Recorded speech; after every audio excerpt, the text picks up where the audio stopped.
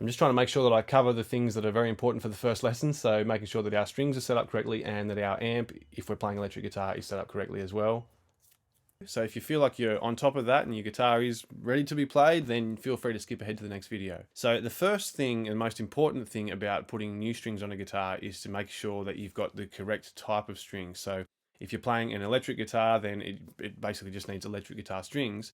But if you're playing an acoustic guitar, well, if it's a steel string acoustic, obviously it needs steel strings, and if it's a nylon string acoustic, obviously it needs nylon strings. So that's probably the most important one. If you are playing a nylon string guitar, that's where there's a bit of risk there. So if you end up with steel strings on a nylon acoustic, it can be risking damaging the guitar because the extra tension there can actually cause the bridge to lift up or even come off its attachment there altogether.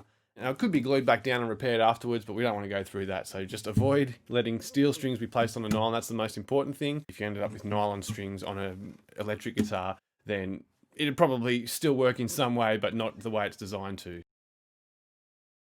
And from there we talk about string gauges. So basically, if you're going into a music shop and buying a set of strings, just saying whatever the standard is for the particular type of guitar is probably the safest bet. The way that we actually measure this out is to the 1,000th of an inch. So quite often in the measurements on a set of strings, it might say 0.011, and that would be the thinnest string, okay, and then going to the thickest might be 0.050 or something like that. So and then we abbreviate that by saying, 10 to 50s or something like that. And I don't know if I was fully aware of this before doing my homework, putting it together for this course. I just know that I've got my particular ones that I like, and I might shop around ordering them. So a lot of people who are probably well versed on guitar might not know exactly how they come to those measurements for gauge of strings. So for electric guitar, the most common string gauge is about 0.010 to that's the lightest string, to the heaviest being 0.046, around that mark. And they vary slightly between the different brands, but that's probably the most common. It's a good starting point. And a medium gauge, medium set for steel string acoustic might be about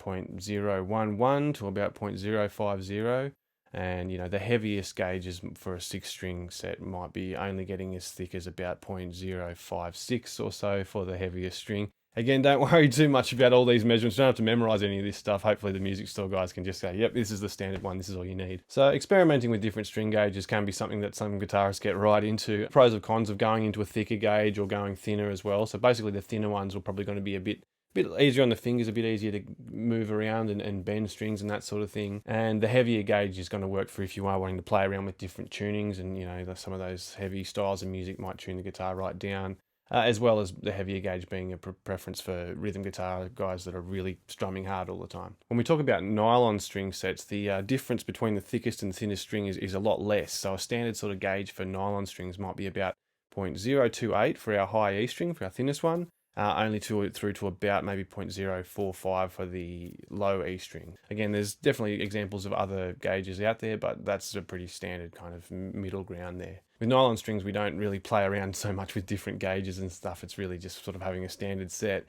So hopefully that clarifies a little bit what often I see confuse people when they're trying to just get their guitar set up, and they really don't want to make the wrong purchases there. So just when you're putting new strings on, just don't fall into the trap of letting the string going on the outside of the curve there, if it's this style of headstock. And that would reverse the direction. We'd have to turn the tuning keys to get it in tune, but it'll also hold its intonation better when you're going this way. So this is how they're designed. And on the other style of headstock, you can see that the strings are all threaded to the center here, so they're not going onto the outside of the prong things there. Simple as that. Real quick one to make sure we've got our amp set up properly. Obviously all amps are a little bit different as far as the controls we've got on there. This one's got quite a few controls because it's got some built-in effects, which a lot of practice amps do nowadays. But don't worry too much about that. I'm just going to plug into the input there and switch it on. Because what we're concerned with at the moment is this channel selecting thing. So at the moment, if I turn that up, I'm on the clean sound. Alright, just a normal electric guitar tone there. Now if I press the other button, hopefully this isn't going to blow our heads off with volume. Now